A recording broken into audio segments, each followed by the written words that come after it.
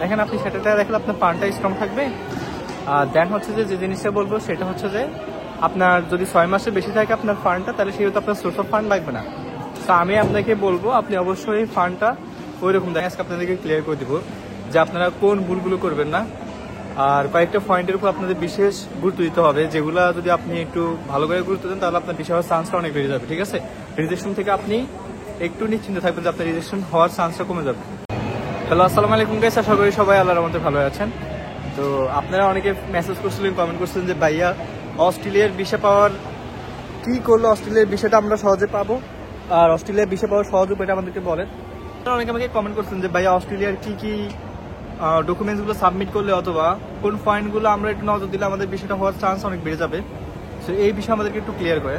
So যেহেতু আপনাদের এত কমেন্ট আর মেসেজ পাইছিলাম, সেহেতু চিন্তা করলাম একটু ভিডিও বানাই, এটা নিয়ে ক্লিয়ার করে দিই, যেহেতু আপনারা অনেক এক্সাইটেড এটা জানার জন্য।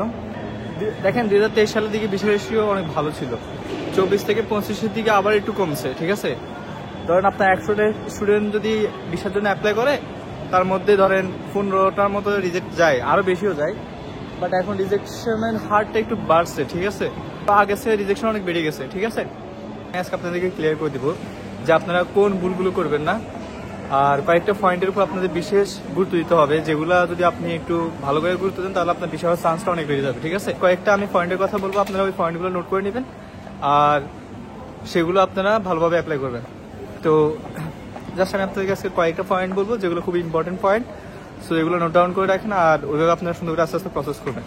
সো 1st নাম্বার যে পয়েন্ট, আমরা মেইন পয়েন্টে যাচ্ছি। 1st নাম্বার পয়েন্ট সেটা হচ্ছে আমাদের ব্যাংক স্টেটমেন্ট। ঠিক আছে, আমি মনে হয় আগে বলেছি, এখনো বলতেছি। দেখেন আপনার যদি ব্যাংক স্টেটমেন্ট ক্লিয়ার না থাকে, আপনার এফডিআর যদি ঠিক না থাকে, আপনার যদি সোর্স অফ ফান্ড ঠিক না থাকে, আপনার ভিসা যতই অ্যাপ্লাই করেন আপনার ভিসা হবে না অস্ট্রেলিয়াতে। সো মেইন যে জিনিসটা সেটা হচ্ছে আপনার ফান্ডটা ঠিক রাখা। এখন এটা বলবো যে ফান্ডটা কত রাখবেন আর কেউ দেখাবেন। হ্যালো, তো আমি আপনাদেরকে যে বললাম যে এফডিআর কথা, আসলে আমাদের অনেকের ভুল করি আমরা আসলে জানি না যে আমাদের এফডিআরটা কত দেখানো উচিত। ঠিক আছে, তো আজকে এই ভিডিওতে আমি ক্লিয়ার করে দিব যে আপনারা আসলে কত লাখ টাকা দেখাবেন এফডিআর। দেখেন অনেকে বলবো, অনেক এজেন্সি বলবো, অনেকে বলবো যে হ্যাঁ 40 লাখ দেখাও, 50 লাখ টাকা দেখাও, এনাফ। বাট আপনি এত কম দেখালে হবে না, কারণ এখন আপনার টিউশন ফি বাড়াইছে। ঠিক আছে, আপনার অ্যাকোমোডেশন কোস্টটা অনেক বেড়ে গেছে অস্ট্রেলিয়াতে। তো আপনাকে ওইসব মাথায় রেখে আপনার টিউশন ফির কথা চিন্তা করে আপনাকে ওইরকম একটা অ্যামাউন্ট দেখাইতে হবে। এখন ব্যাচেলর হয়ে থাকলে আমি বলবো যে আপনি অ্যাটলিস্ট 60 লাখ টাকা দেখান, এটা আপনার জন্য বেস্ট হবে। 60 লাখ টাকা দেখালে আপনার জন্য সেফ জোন আমি মনে করি আর কি। সো অনেকে বলবে হ্যাঁ 50 লাখ টাকা দেখালে এনাফ, বাট আপনি দেখাতে পারেন 50 লাখ টাকা, এটা আপনার ইচ্ছা। বাট আমি তারপরে বলবো যদি আপনি যদি সিকিউর রাখছেন বিষয়ে, তাহলে আপনি 60 লাখ টাকা দেখাটা আপনার জন্য বেটার আমি মনে করি। অনেকে 50 লাখ টাকা দিয়ে ভিসা পাইছে, সেটা আগে, এখন না।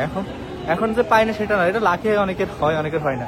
তারপরে যদি আপনার ফান্ডটা যদি স্ট্রং থাকে, আপনার ভিসা হওয়ার পসিবিলিটি অনেক বেড়ে যাবে, যেটা সত্যি কথা। এখন দেখেন আপনি 60 লাখ টাকা দেখালে আপনার জন্য বেস্ট। আপনি 60 টাকা দেখালে আপনার ফান্ডটা স্ট্রং থাকবে, আপনার সোর্স অফ ফান্ডও লাগবে না। এরপরে যে জিনিসটার কথা বলবো সেটা হচ্ছে আপনার এসওপি। এখন দেখেন অনেকে বলবো যে এসওপি ম্যাটার করে না, এসওপি ম্যাটার করে না, কিন্তু সত্যি কথা বলতে কি এসওপি অনেক বড় একটা জিনিস। আপনাকে অনেকে বলবো, অনেকে বলবে না। তো আমি বলবো যে অবশ্যই এসওপির উপর গুরুত্ব দিবেন।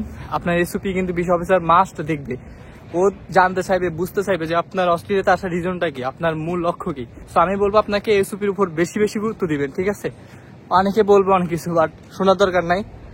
আপনার যেহেতু ভিসা আপনি এত লাখ টাকা দিয়ে খরচ করে যেহেতু অস্ট্রেলিয়াতে অ্যাপ্লাই করবেন, সেহেতু এসওপিতে গুরুত্ব দিন ভালো করে। আর অবশ্যই এসওপির যে সারসংক্ষেপ লিখবেন, মেইন পয়েন্টগুলো যখন লিখবেন, তখন লাস্টে দিয়ে একটা অপশন ওরা আপনাকে দিবে, লাস্টে দিয়ে একটা জিনিস ওরা আপনার থেকে জানতে চাইবে যে আপনি অস্ট্রেলিয়াতে আসার রিজন কি। বাট আপনি ভুলেও এটা বলবেন না যে আপনি অস্ট্রেলিয়া এসে থেকে যাবেন, তারপর অস্ট্রেলিয়া আপনার ডেস্টিনেশন বা এখানে জব করবেন, এটা কখনো বলা যাবে না। আপনি কি বলবেন, আপনি বলবেন যে আপনার পড়াশোনা শেষ হয়ে গেলে আপনি বাংলাদেশে ব্যাক করবেন, অস্ট্রেলিয়াতে থাকার আপনার মোটেই ইচ্ছা নাই, তারপর হচ্ছে আপনি আপনার ফ্যামিলির সাথে থাকতে পারবেন না, সেখান থেকে ডিগ্রিটা নেওয়ার জন্য আসছেন। আপনার ডিগ্রি যখন শেষ হয়ে যাবে আপনি বাংলাদেশে ব্যাক করবেন, যখন আপনার ডিগ্রি শেষ হয়ে যাবে আপনি বাংলাদেশে ব্যাক করবেন। আপনি এভাবে ফুটে তুলবেন। ঠিক আছে, আপনি ভুলও বলতে পারবেন না যে আমি এখানে এসে থাইকা যাবো, তাহলে আপনার ভিসা অফিস আপনার ভিসা দিবে না। 3 নম্বর পয়েন্ট সেটা হচ্ছে আপনি ভুলও উল্টাপাল্টা লয়ার দিয়ে ডকুমেন্টস তৈরি করবেন না। আপনি উল্টাপাল্টা লয়ার দিয়ে যদি ডকুমেন্টস তৈরি করেন, সেক্ষেত্রে বাস খাওয়ার পসিবিলিটি একদম হাই। সো আমি রিকোয়েস্ট করবো অ্যাটলিস্ট উল্টাপাল্টা কোনো লয়ার দিয়ে আপনি ভুলেও ডকুমেন্টস রেডি করবেন না। আপনার ডকুমেন্টস যদি ঠিক করে রেডি না করতে পারে সেক্ষেত্রে আপনার ভিসা হওয়ার পসিবিলিটি একদম জিরো, কারণ ও কিন্তু আপনার সবগুলো ডকুমেন্টস চেক করবে ভিসা অফিসে। সো মাস্ট ডকুমেন্টস তৈরি করার সময় একটা ভালো লয়ার ধরবেন, যারা আপনার অ্যাকুরেট সয় সম্পত্তি সব কিছু ভালোভাবে পারফেক্টলি দেখাবে। এখন যদি আপনি ধরেন আপনার অ্যাসেট আছে 7 কোটি, এখন আপনি যদি 7 কোটির বেশি দেখান বা কম দেখান তাহলে তো হবে না। আপনাকে একটা অ্যাকুরেট মানি দেখাতে হবে। তো বেশি দেখাবেন না, কমও দেখাবেন না। আবার কিছু লয়ার আছে আপনাকে বেশি দেখা দিবে, ধরেন যেখানে আপনার দরকার 7 কোটি দেখানো দরকার সেখানে সে দেখা দিবে 12 কোটি। সো মারা খেয়ে যাবেন। আবার কেউ দেখাবে ধরেন আপনার দরকার 6 কোটি দেখানো, আপনারা দেখা যাবে 2 কোটি।